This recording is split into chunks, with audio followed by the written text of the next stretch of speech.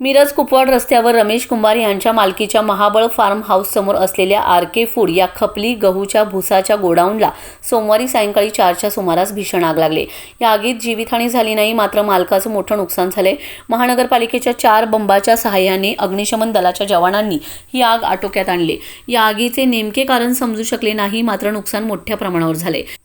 यावेळी गोडाऊनमध्ये असणाऱ्या कामगारांनी बाहेर पळ काढल्यामुळे कोणतीही मोठी दुर्घटना घडली नाही। यावेळी महानगरपालिका अग्निशमन दलाचे ड्रायव्हर जावेद मुश्रीफ, राजू शेख, सचिन जगताप, रामचंद्र चव्हाण, संतोष हाके, लिंगाप्पा कांबळे यांनी आग आटोक्यात आणली।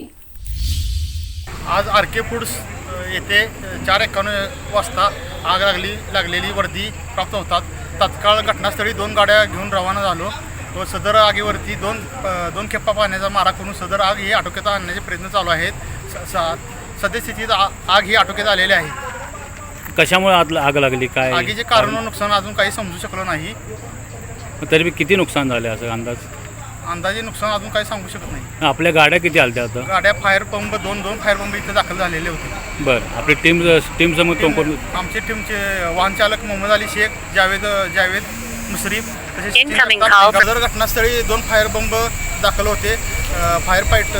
वाहन चालक मोहम्मद अली शेख, जावेद मुश्रीफ, सचिन जगताप, लिंगाप्पा कांबळे, फायर फायटर संतोष हाके व श्री रामचंद्र चव्हाण